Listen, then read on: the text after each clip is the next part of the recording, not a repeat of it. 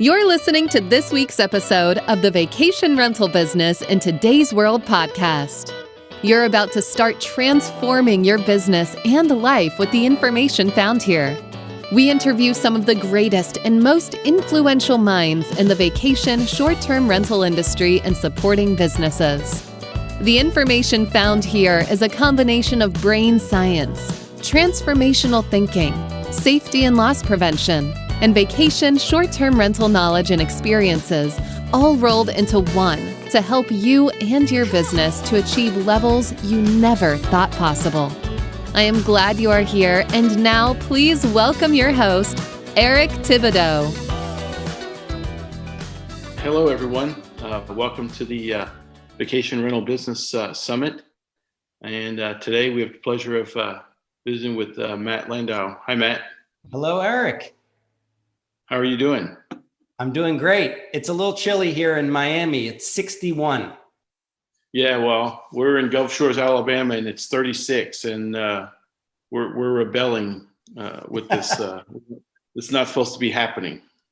I know. But at the very least, I feel warmer than my family and friends in New Jersey. So. Exactly. Yes, I agree. It's temperature's much better there, and it won't last. It won't last for long.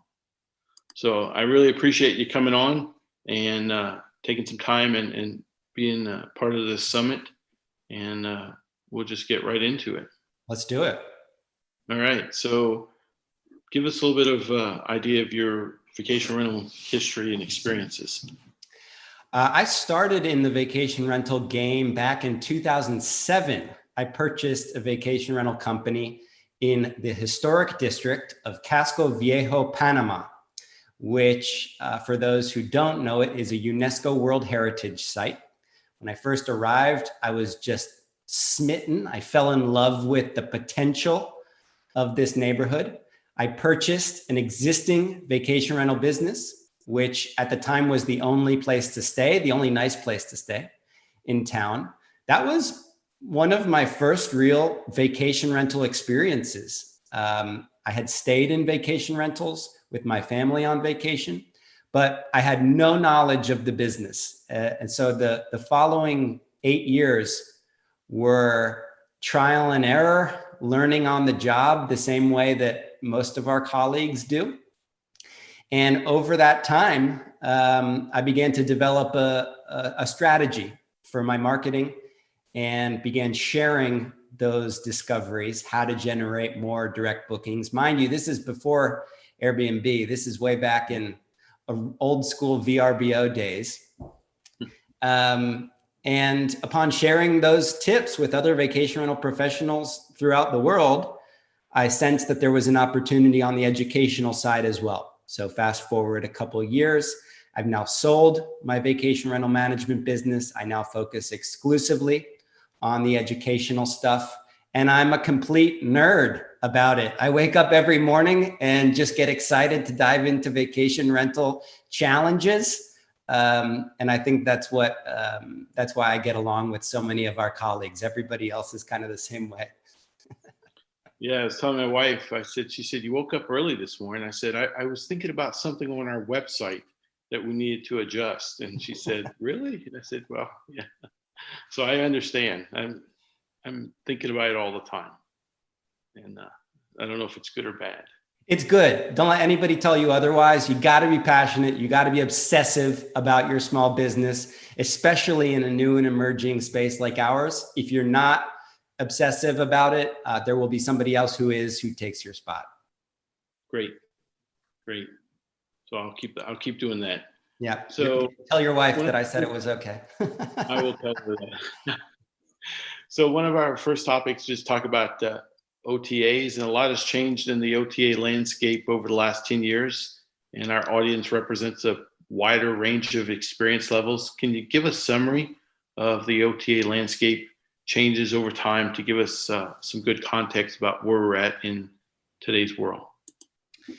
Yeah, this is a little bit different for every kind of attendee here. So if you've been in the industry for 10 years plus, you know that we started off with the original HomeAway and VRBO. Those were the original listing sites. Craigslist people were using here and there, but for an OTA model, VRBO and HomeAway were the main stalwarts. As Booking.com began to get into the space, as Airbnb grew in popularity, the competition for a lead online became more challenging for these companies, these OTAs.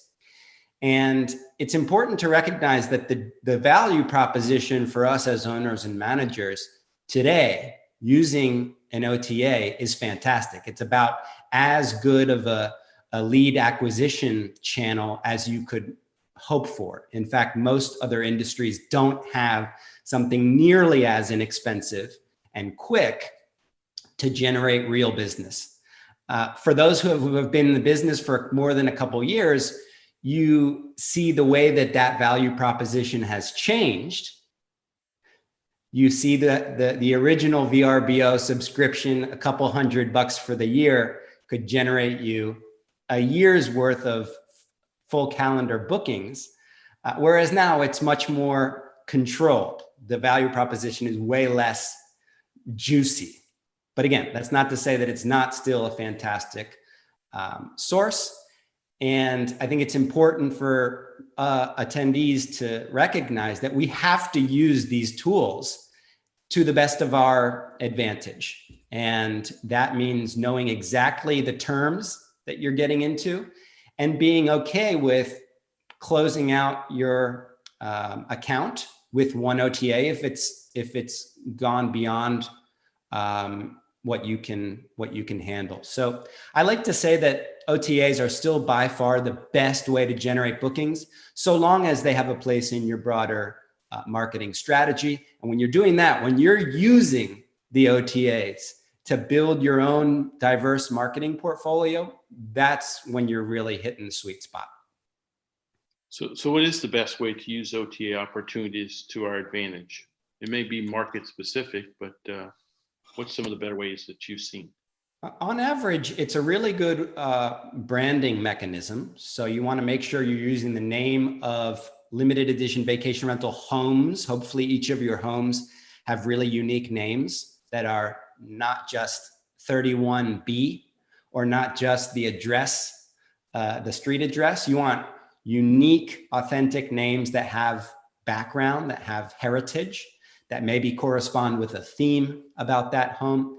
Making sure that name is included everywhere in that listing is basically free branding for those who don't book. You are paying on a per booking basis. People are seeing that name and hopefully Googling the name of that vacation rental home, hopefully Googling the name of your vacation rental business. So putting your name and your brand, quote unquote, everywhere possible, everywhere that the OTAs will let you, and they've begun to clamp down on that a little bit, the better. Second is making sure that your guests that you secure from these OTAs, that you somehow get them into your court. And just this week, there was an article in the Financial Times about how investors are concerned that hosts are using Airbnb to generate bookings and then bringing that client onto their own court so they can book direct in the future. Duh, we all say that's exactly how you should be utilizing it. Airbnb, HomeAway, VRBO, they've begun to really clamp down on that leakage. But it is worth coming up with ideas to make sure that someone who books on a vacation rental on an OTA is brought into your court. And by that, I mean securing their email address, their phone number, and a relationship with them. One way of doing that is using a tool like StayFi, which is a Wi-Fi provider within the vacation rental home that asks each guest to opt in to use the Wi-Fi in the same way that you would at a hotel. This automatically turns a guest who may not have given you their information into somebody that you can remarket to. Another way is simply forming actual check-in or on-site relationships with these guests, whether it's calling them and asking them how their stay is going, stopping by with a little gift, or maybe just to say hello. These are the ways we carry someone who started off as a stranger booking us through an OTA into somebody who really wants to support our small business, and then making the value proposition of why they should book directly to you the next time. Discounts are great. Additional bonuses are great. And really just making sure the guests know they can do that easily and confidently. I think that's kind of part of a comprehensive, diversified marketing strategy. If you're doing that, all the other marketing activities are kind of complementary. Yeah, so we're looking at using StayFi starting this year. We're going to start and just to add about the name recognition. We have one of our beach houses it's called Big Bama Beach House, and no one knows the address. They just know to Google this name, and it just brings back people. So I think naming your properties and having a unique name is really key. We found some success with it because we have some with and some without. Yeah. So if you're watching this right now or listening to this and you look at your portfolio and any homes don't have a unique name, something that is different, something that conveys provenance, the background of that property, the history, think about rebranding them. That's just a quick and easy way to utilize an OTA to your advantage at no cost. Great. And so you mentioned this diversified marketing strategy. So in the industry, you've been known for having great marketing framework, and you've identified 4 stages of listing site independence. Can you explain what that encompasses for us? Yes. And the way that your wife looks at you when you wake up in the morning to go and fix something on your website, my girlfriend looks at me the moment I talk about listing site independence to a non-vacation rental professional. Yeah. We realized that there was this hypothetical question that was becoming more and more real. And that was, what happens if your favorite listing site disappears tomorrow? In some cases, people were getting bounced or blocked from their favorite listing site for doing something wrong. In other cases, the algorithms were changing and the lead flow was nowhere near what it used to be. All these variables were getting real. They were changing the expectations of that lead channel. And when we asked ourselves, what happens if our favorite listing site disappears tomorrow? We realized that most people didn't have a good answer, didn't have a good backup plan to be generating bookings. And so we built this framework that walks people through in a linear fashion how to go from starting off using an OTA to generate bookings to a fully diversified and sustainable independent marketing portfolio. And every one of these successful owners and managers beneath the surface had passed through these 4 stages of listing site independence. We start off with give it a go. That's the first stage. That's when you're using all the listing sites, both the big ones and the niche listing sites, the special interest listing sites, the geographically specific listing sites to your advantage, period. Stage 2 is when you turn that corner and realize that all those listing sites actually only represent one leg in a much bigger, much more robust table. So stage 2 is about building a strong foundation. It's about building a brand. It's about creating a logo. All the things that we just talked about, having truly authentic, limited edition marketing of our independent businesses. Eventually, an independent owner and manager kicks it up a notch into stage 3, which takes a website and turns it into an email marketing campaign. It turns the activities that you're doing with repeat guests and referrals really up to the next level. The 4th stage of listing site independence is growth mode. It's when you begin to focus on activities that do not generate immediate returns, that are ongoing, things like PR and search engine optimization and paid advertising campaigns that need maintenance. These are the things that require ongoing efforts. The 4 stages of listing site independence is wonderful because it asks you to be honest in answering which of these things have you done. and it helps you identify the stage that you are currently in. And that's like a huge first revelation for people who walk through this framework, because they're like, okay, I see I fit somewhere on the map.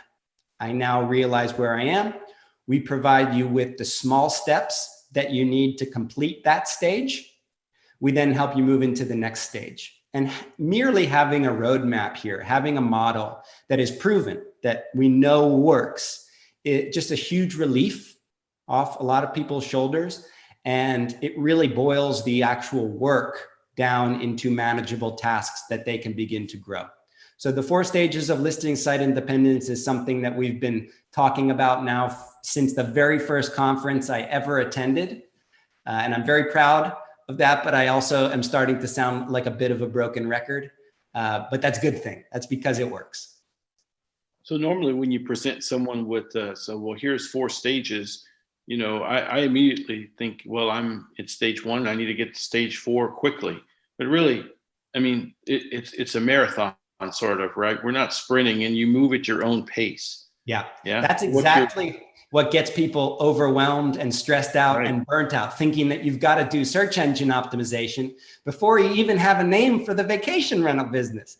It's a really, really helpful way of prioritizing the needs as you go, so that you're doing things fundamentally sound, as opposed to just trying to do everything all at once, which as small business owners with limited budgets, limited time restraints, it makes all the difference. Good. So next one we talk about is, why being you, quote, you, is a game changer. You're featured in various outlets talking about your theory, limited edition. Can you give our viewers an overview of what limited edition is all about? You've already mentioned it a couple of times. I have. I do it almost by default. And I want to give a shout out to Elaine Stitcher, Elaine and her husband, Lance Stitcher, wonderful members of our Inner Circle community. She tagged me this morning in a Facebook post. That's a mug, a coffee mug that says, "I'm not weird, I'm limited edition." Which I think is a great way of explaining what the theory of limited edition is all about. Vacation rentals as an industry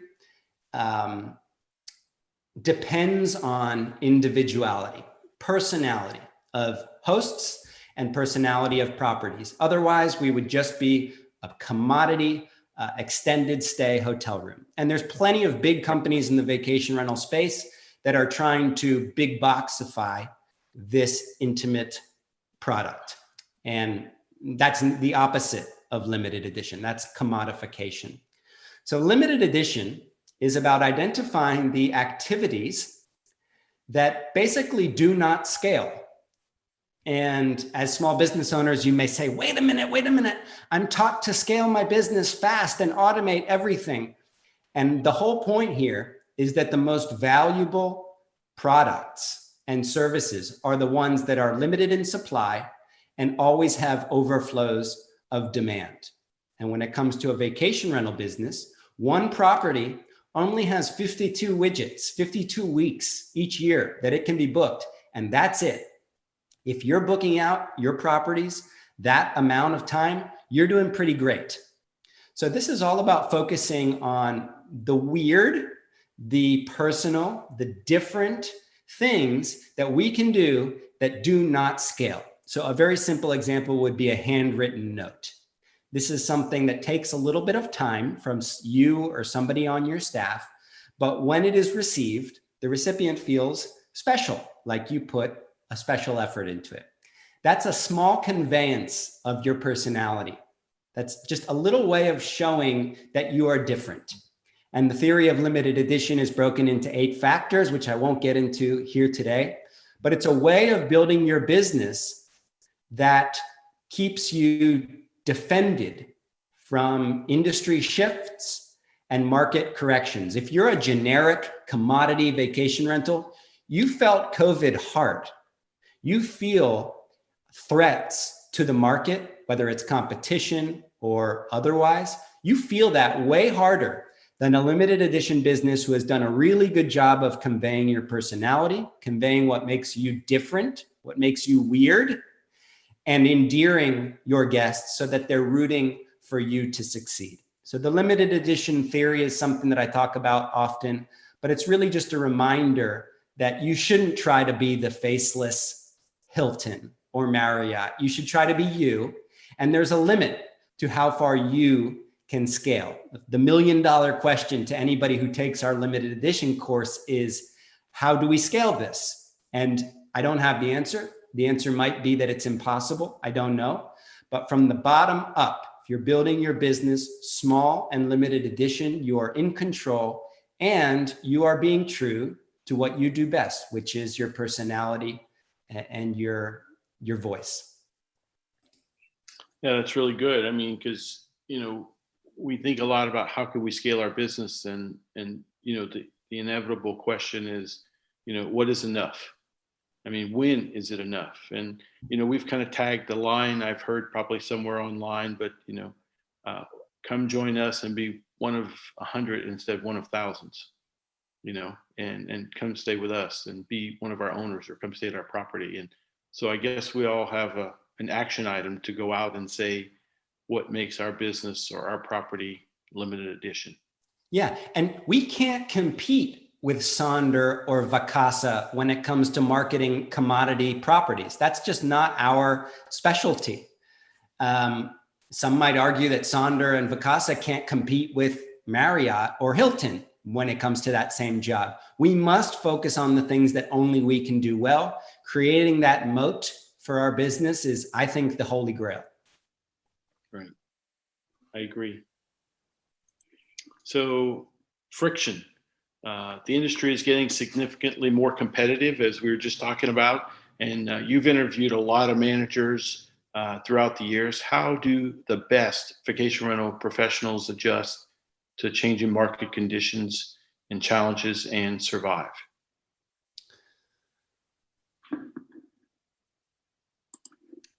I think this one,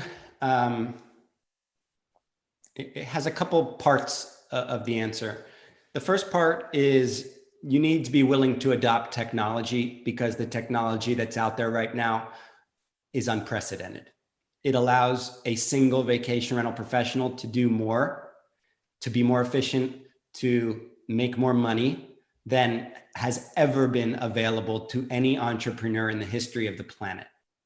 So the most successful folks over the years are the ones who are open to this technology, and perhaps more specifically, who are very deliberate with their strategy about this technology. So in the same way that we talked about using online travel agencies as part of our greater strategy, using a property management software, using a pricing tool, using a cleaning and maintenance application, using a guest book so that your guests aren't piecing through old white pieces of paper. Using these tools to allow you to focus on the activities that are limited edition, the ones that Jeremiah over at Breezeway says, the ones that you will get credit for in the eyes of your guests.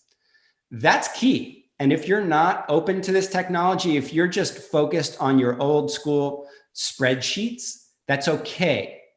However, you will not be as productive or efficient as the guy or the gal next door who's adopting these technologies. So I would just be very careful with determining how you are going to move forward with technology. The other side of that, of course, is if you only use one piece of technology and you're completely dependent on it, then you're in the same pickle. So instead, we like to recommend an approach that, together with Terry White, who's an esteemed Inner Circle member, has probably done more software demos than anybody else in the world, came up with, which we're calling the agile approach. And by the time this this recording is live, we'll have published that. We'll be able to provide your listeners with a link to that. But in short, the goal is to take advantage of all the technology that's out there, but to do so with an agile mindset. choose a core PMS that allows you to be agile, to plug and play different third-party tools. If you hit a road bump with that PMS, for instance, you're not content with the guest app or the welcome app, you can plug in a best-in-class welcome app. And this is all predicated on this fact that there is no all-in-one technology, although some companies will promote themselves as such. And in all fairness, some of them are close to doing all the things, but none of them do all the things best in class. This third-party third-party tools market is where our industry software really shines. And not taking advantage of those tools, I think, is a huge, huge red flag that you're not ebbing with the industry. So taking advantage of all the technology, definitely one huge factor of what allows somebody to succeed long-term. 2, hiring. This is an area of our business that I think it doesn't maybe get as much attention as it deserves, but hiring a strong vacation rental team is a game changer. If you can do it, you can scale to whatever size you want. If you can't do it, you're stuck trying to do all these things yourself, hiring new employees, doing interviews with non-existing new candidates. It's a very, very frustrating space because so few people have vacation rental experience already. So recognizing that hiring and building a team is a core component, even if you've got 1 or 2 properties, I think is really important differentiator between those who get stuck when their all-star employee leaves versus those who are able to add in someone new. Again, using that theme of agility.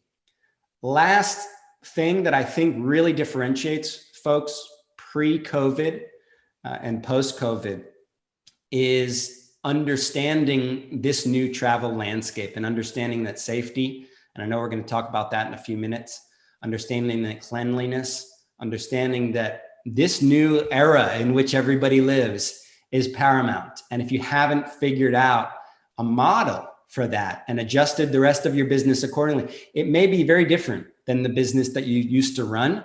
The numbers may be different, the margins may be different, the prices may be different. But until you kind of put your finger on that new future, I think you're stuck trying to fix the model of the past or adjust it. So the healthy thing to do here, if you can afford it, is take a break, basically smash your business on the floor, look at the pieces that are integral, the pieces that you know work, begin piecing it back together with these new requirements of the traveler in mind. Yeah, that's really good. I mean, basically just understanding the last part is understand the context of the environment you're operating in, and that we're not operating as we were before, and we're not going to operate the same as we were before. And we have to adapt, right? That's the great beauty of entrepreneurship, right? Is to change and adapt.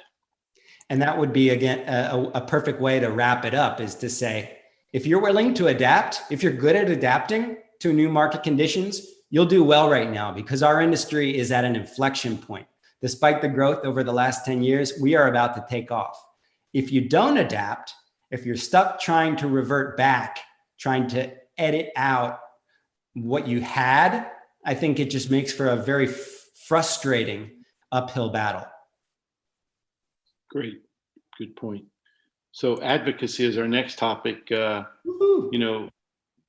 it's a big one. And why doesn't this topic get the attention or resources it deserves? I mean, I've got my own advocacy experiences outside of vacation rental business, but I mean, they're universal in applying them to any business. So, but we're not there yet, but we're working at it. I think this is another two-parter. The first reason why advocacy doesn't get the attention it deserves in our space is because not enough people have been threatened. Not enough destinations yet in bold underlined text. Not enough destinations have been threatened in terms of their regulatory livelihoods yet. When your destination becomes threatened and your livelihood is at risk, then advocacy makes a whole lot more sense to you. So if I didn't think this kind of threat was coming to every destination in the United States in 2021 and 2022, I wouldn't be so gung-ho about this advocacy thing, or at least I wouldn't be trying to pressure people into thinking about it now before it's too late, but it is. And we've seen it in so many different destinations, folks who said, I never thought this would happen to our destination. The way to gauge whether you are in danger or not is first asking, does your destination have a clean and clear regulation plan, and is it enforced? If the answer is yes, and you fall within those guidelines, you're in a decent enough position. If the answer is no, either the destination doesn't have that kind of regulatory landscape yet, or it's not being enforced, this will impact you very soon. And the big point here is that you need to do the work ahead of time to have the defense. And I sometimes think of my colleague Bob in Italy, who at the very beginning of COVID said, Matt, this thing is coming for your country. You need to prepare. And candidly, I didn't take it all that seriously. I now see what happens when you're not prepared for a worldwide pandemic. So in like a lot of things with our businesses, planting seeds now, having a plan, being familiar with how to prepare, being ready like you would for any emergency. If you're going to go on a hiking trip, you bring a flashlight and you bring a cell phone and you bring a map and you bring an axe. Well, I wouldn't bring an axe because I'm not much of an outdoorsman, but I would get a friend to bring him an axe. A friend to bring an axe. Yeah. Bring a friend that's good at making fires, cooking. If you don't prepare for the emergency, you are going to get stuck. And the best way to envision this is envision, like so many different destinations, tomorrow, your councilman coming out and saying they're considering banning all short-term rentals. That's what happens. And if you don't have this kind of advocacy stuff going on, you are screwed. If you do have at least some semblance of advocacy work going on in your destination, then you are much more prepared. That was all the one part of my answer. The second very brief part is that as small business owners, we are super short on time and brain power, and we don't have time to think about like things that may happen down the road. But I'm here to tell you today that this will get you.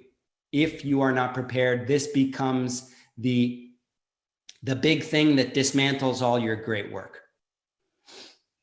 Yeah, I mean, I've been in vacation rental industry part-time for several years, but in my previous world of oil and gas, I mean, I've been in a position where we advocated and it went well, or at least you had a relationship, right? That's the start. And I've been there without it, and it's rough and it's rocky and it's bad.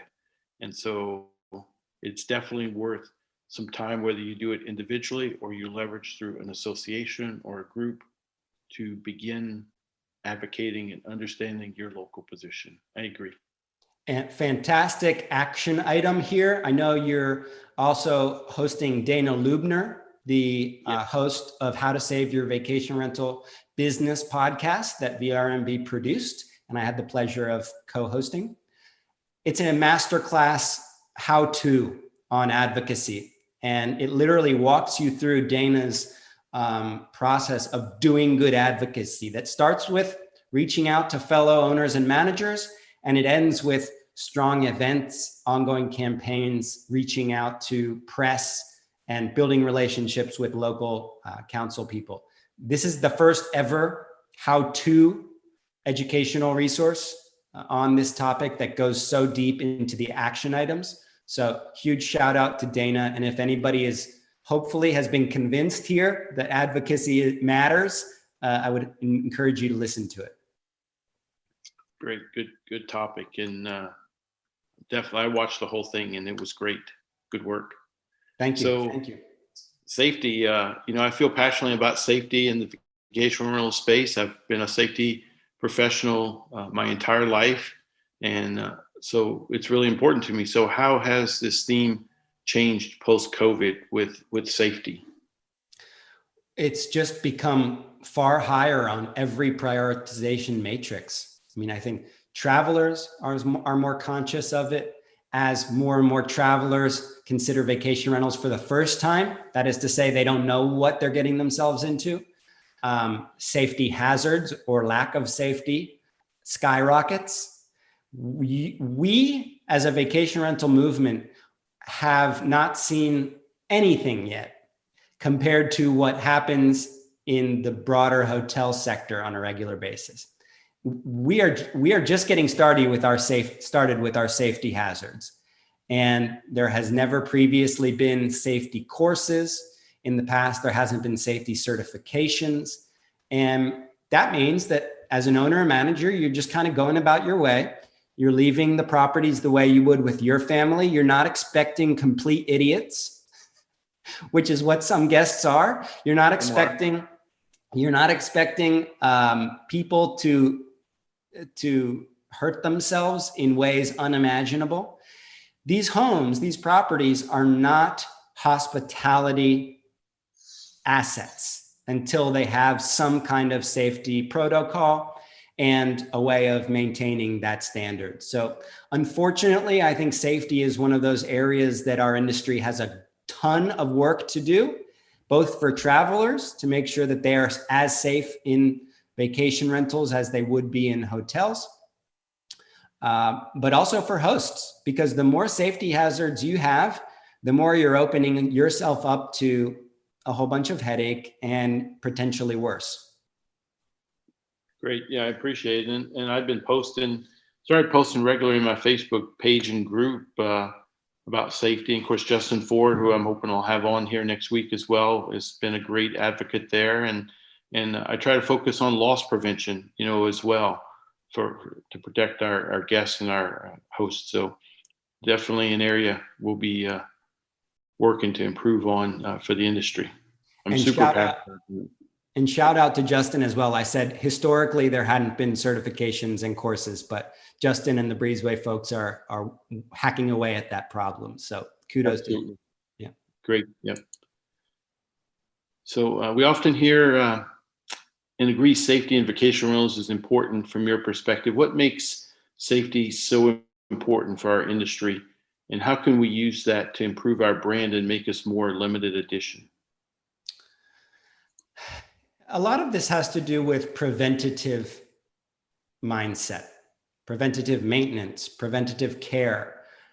If you practice preventative care or maintenance, you know the money that it saves, money that it earns.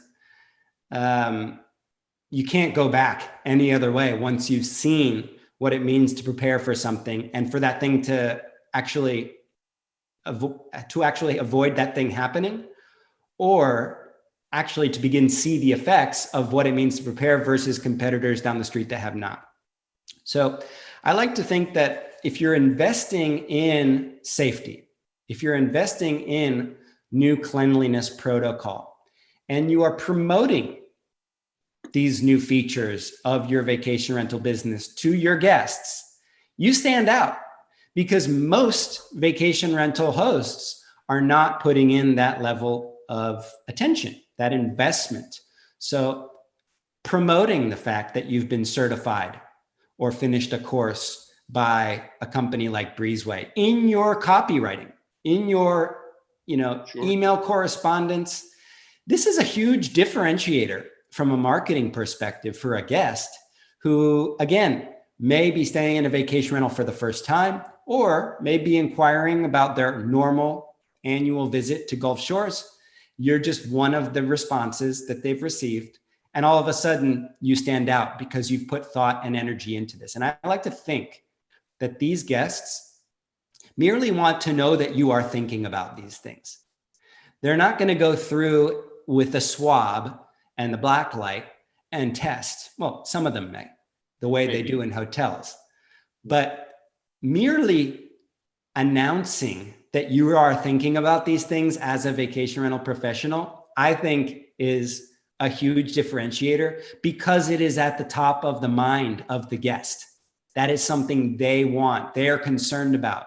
So if you literally ask right up front, are you concerned that your vacation rental won't be safe? Are you concerned that your annual visit to Gulf Shores may be in jeopardy because of an unsecured deck? Are you concerned that about the virus in your visit to Gulf Shores this coming week? We happen to have thought about all those things. Here's our certification. Here's our protocol. I love it when those kinds of things are packaged, actually put names on what the process is that you use to clean a property, whether it's something new, like a new process or a tool. Just letting people know that you are thinking about those things, I think is a huge differentiator. It falls into the category for me of marketing. I put it right up there with environmentally friendly vacation rentals. 1 out of every 100 vacation rentals that I see when I'm thinking about a new stay mention anything about eco-friendly features or amenities.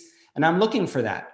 I want to stay somewhere that's thinking about the environment. If you merely mention that your home uses who gives a crap eco-friendly toilet paper, which by the way is a product. Yeah, pun intended. Yeah. If you mention that you are a member of the Impact Travel Alliance, which by the way, VRMB has formed a new partnership with. If you mention these things, that you are aware of environmental impact of your small business, an environmentally conscious traveler will choose you over the competition. So remove like the moral, ethical like reasons to do this. This is a marketing play. You want to stand out from your competition? Do these things, be safe, be clean, be environmentally or socially conscious, promote those things, and you have achieved the limited edition standout effect. That's great. And just to touch on the preventive part that you mentioned, prevention is one of these things where we say, well, how do I measure prevention? And this is one of the things I'm really trying to work on. And, I'll use the word unlock, pun intended, to talk about how we always talk about, well, this preventative maintenance, this fire and safety equipment costs me money. And there's value to it, and prevention is hard to measure, but it's one of the things I'm working on to get that message out, and that so that we can say, prevention is a cost defender or revenue defender. I'm defending my revenue. I may not make more, but I won't lose less. So that's one of the areas I'm hoping we can focus more on as an industry as we go forward. It goes hand in hand with a long-term success plan. Like if you're looking to make quick returns from this business and you're happy to exit 6 months from now or a year from now, you don't really think about these things because, oh, well, I'll take the risk. If I get unlucky, I was asking for it. That's a short-term mentality. But if you're actually trying to build something that lasts, if you've got a property that you want to pass down to your children as an income producing business, if you're building a property management fleet that you want to one day sell, these are long-term requirements that you must think about before it's too late. I oftentimes like to use the town lake, right? You're in the middle of Guatemala, you visit a little town that has one lake that provides all the fish. And if you as the town members, I say this because I visited a little town in Guatemala that had one lake with all the fish. If you as the town members aren't taking care of that lake, if you don't have basic rules in place, if you're not really being thoughtful about the future of that lake and the fish supply, your food supply gets eliminated. And thinking beyond the next fiscal quarter is characteristic of the most sustainable professionals in our space. Great, thank you for that. So as we get ready to wrap up, it'd be great if you could share one deep lesson for the various audience types we have, we're going to have owners, property managers, newcomers, and veterans attending this summit. And so what would be one good deep lesson for each one of these in our audience?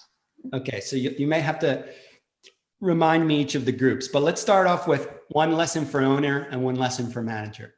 One lesson for owner is that you have 52 widgets to sell each year. This is not insurmountable. In fact, if you are able to book out 75% of that time with your marketing efforts, it is very, very worthwhile. So recognizing that your biggest advantage here is that you have an ultra limited edition supply of your product, and that really doubling down on the brand, that's just a quick way to begin thinking forward. The opposite, of course, would be thinking that you need to become the same as every Vacasa property, and that's a slippery slope to the bottom. For a property manager, I would say finding your magic zone or sweet spot. Along the same limited edition thinking, if you're just trying to grow exponentially, you will inherently lose those limited edition touches, the personality traits, the differences that make you, that attracts guests, that attracts property owners. You end up becoming this commodity, which is not a place you want to be when you're competing with much bigger, much richer competition. So really making that choice that we're going to define what is our sweet spot. How many properties do we want in our fleet by the end of this year? How many bedrooms does each of those properties have? What's the ideal price point? How many employees do we have? Once you define ideally what that sweet spot looks like, you can catch yourself when you're going over it. One of my favorite is what I like to call the upper boundary, the upper limit. Don't go over that property count. Hold yourself to it. At the end of the year, maybe reassess. But it becomes very easy in this time of aplenty, when bookings are really not that hard to come by because so many travelers are looking to stay in our properties. It becomes very easy to lose sight of our original definition of success because the money is easy. And that begins to erode the system that you originally built. So for that property manager, I would say define your sweet spot, define your magic zone, know where you're not willing to go past, and reassess after a year. For the newcomers to our space, I would say your greatest advantage is that you don't have any bad habits or broken infrastructure of your business to fix. This is probably the biggest thing that holds most of the veterans back. Run fast, run thoughtfully, but run fast. Do things the right way. Take advantage of all the tools at your disposal. Take advantage of the wisdom of the people who have done it before. This is a huge, huge leap that any newcomer can make about their learning curve. Ask somebody who's running a business exactly the way you want to get to. Ask them how they're doing it. Ask them what tools they're using. Ask them how they solved any given challenge. They will tell you, most likely. And if they won't, there may be a close competitor. Ask somebody outside of your market. In general, vacation rental professionals are sharers. They like to give away their best practices. So really recognize that as a newcomer, you're in the quickest, most agile position of any fish right now. If you choose to do things properly and build the right foundation with a process or a framework like listing site independence, adopt the right operations strategy, such as limited edition, do things the way that has worked for others as opposed to trying to reinvent the wheel. I think newcomers right now are in probably the most opportunity position of any player in our space. Lastly, the old veterans, I shouldn't use the word old because some of them are still young. This is a tricky one because they know everything. In some cases, they think they know everything. In other cases, they actually do know just about everything. And it's hard to reinvent yourself after a certain period of time. It's hard to break habits. It's hard to get excited again about stuff. So most of these veterans that have been doing this for quite some time, they're starting to get a little bit restless. And either their business is showing it, their business has entered the final stage of decline, or they're in that penultimate stage of complacency, of just getting comfortable with the way things have always been done. And if they're really critical about their business, they realize that there's a lot of work there. There's some broken things. So for this group, I would just say, make your plan for the next few years. For some people, it's to exit, to sell their vacation rental business to somebody who's looking to acquire. And for this job, I always like to recommend Jacoby and Jim over at C2G Advisors. They will give you a free assessment of what your business is worth and some things that you can do to make it more valuable when it's time to sell. Maybe that exit is part of your strategy. Maybe it's a complete rebrand. Maybe your brand has gotten a little bit antiquated, hasn't been updated anytime recently, doesn't appeal to the modern traveler. A rebrand takes a lot of energy, takes a lot of resources, but can be a very easy way to get you excited again about the product that you are selling.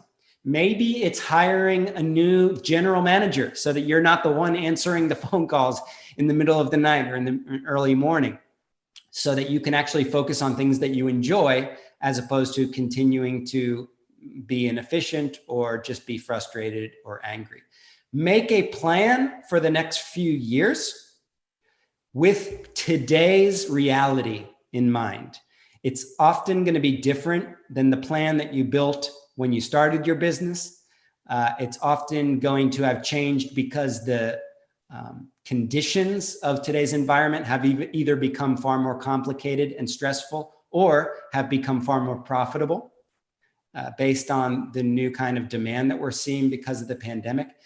To any veteran, and frankly, anybody in that set, the beginners, the owners, the managers, make a plan for the next few years. Be as specific as possible as you can with those goals. Maybe your magic zone includes spending more time with family. You're entitled to that. But until you actually define that plan, write it out clearly. You can send it to me via email. I'll hold you accountable to it. Until you make that plan, you're kind of drifting. And in a dynamic space like this, where stuff is changing very rapidly, I think the drifters are in for the rudest awakenings, and at the very least are missing out on the biggest opportunity. Great advice for all the groups. I appreciate it. Is there anything else that you wanted to cover that I didn't ask you about? I think this topic of fragmentation is a really interesting one. I haven't yet developed a model just yet, so I'm really just talking out loud. But my instinct says there's a reason that all the people who speak about fragmentation as a bad thing, that talk about consolidation as a good thing, that all those people have different priorities than the core stakeholder of this industry, which is the owner and the manager. So I'm not putting down the benefits of what a more consolidated, what a more unified, what a more standardized, whether it's safety or cleaning. I'm not putting down the virtues of what those could mean for our industry.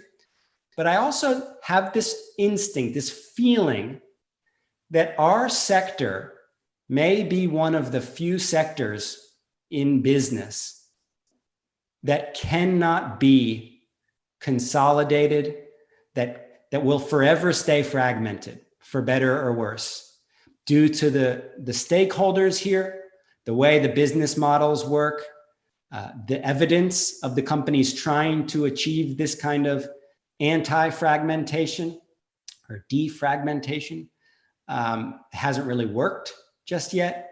I just have this feeling that maybe the dynamics of our industry don't lend themselves towards the kind of conventional standardization that most people may be familiar with, and that's an okay thing.